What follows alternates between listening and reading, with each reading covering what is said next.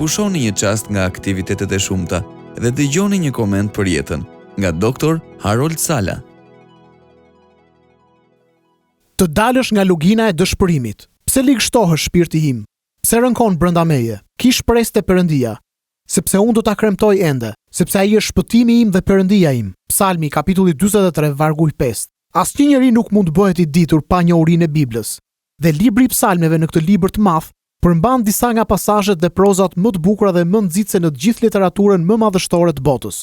Unë për vete mahnitem nga pamja e thellë emocionale që e gjej të përshkruar këtu. Të njëjtat emocione dhe ndjenja pas të cilave kapemi edhe sot. Për shembull tek Psalmi 42 dhe 43, që ka gjasa të jenë shkruar si një psalm i vetëm, shkrimtari i jep zë një teme periodike. 3 hera i pyet: pse ligështohesh shpirti im? Pse rënkon brenda meje? 3 hera i flet për zgjidhjen.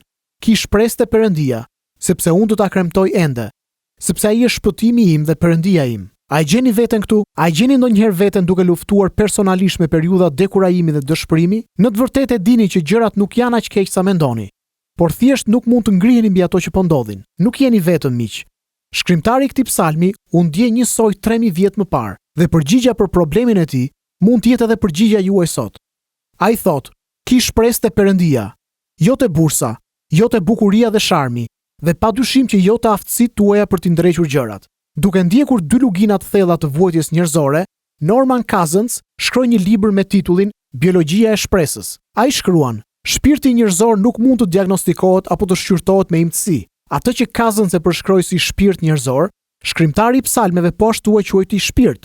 Terapia, qetësuesit, këshillimi dhe kirurgjia nuk mund ta kapërcejnë asnjëherë fuqinë e shpresës kur vjen puna tek shërimi." Në këto 2 psalme, shkrimtari fillon duke thënë se ashtu si drenusha kërkon rrëken e ujit, kështu shpirti i tij ka një dëshirë të zjarrt për Perëndin. Megjithatë, ai thotë se lotët e tij kanë qenë ushqimi i tij i vazhdueshëm. Në këtë monolog, shkrimtari përdor 3 herë termin unë, gjë që na ndihmon kur ndjehemi për tokë dhe shpirti ynë i munduar. Ja fjalët që shkrimtari përdor: unë kujtoj, më pas ai thotë, unë do t'i them Perëndis, dhe në fund thotë, do të shkoj tek altari i Perëndis. Kur arrini në luginën e dëshpërimit, nuk është problem të shihnin pasqyrën e skaluarës. Është gjë e mirë ta ktheni kokën pas dhe të pranoni atë që dora e Perëndis ka bërë, duke kujtuar bekimet e tij në jetën tuaj. Kjo është ajo që psalmisti bëri. Ai foli rreth idesë për të shkuar në shtëpinë e Perëndis, me këngë, gëzimi dhe lavdërimi. Ai kujton se si në ditët e shkuara, Perëndia e bëri atë të përqendrohej te dashuria dhe i dha atij një këngë nëpër natë. Jo, ai nuk ishte dëshirë ta bënte këtë. Të kujtuarit ishte një çështje e qëllimshme e vullnetit të tij. Dhe kështu është dhe për ju miqtë e mi. Synimi për të sjellë ndërmend është si ndërtimi i një platforme mbi cilën ju merrni forcë nga i plot fuqishmi.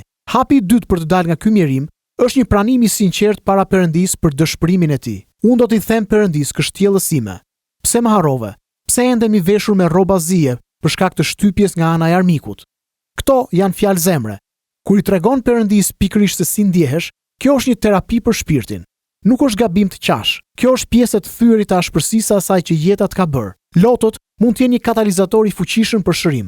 Më pas psalmi thotë: unë do të shkoj tek altari i Zotit, gjë që ai e përshkruan si gëzim dhe kënaqësinë e tij.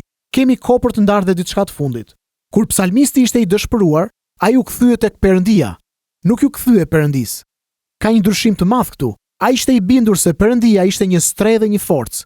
Ai tek i cili psalmisti mund të shpresonte, dhe ai që psalmisti e quajti shpëtimi dhe Perëndia im. Kur ju bëni këtë pyetje, pse ligështohesh shpirti im?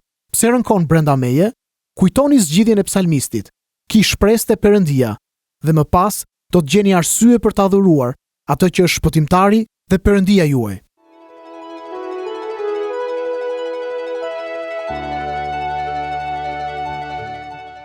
Sapo dëgjuat Dr. Harold Sala në këtë koment për jetën. Për më shumë informacion për këtë program, vizitoni radioviz7.net. Do dëshironim shumë të na shkruanit në info@radioviz7.net.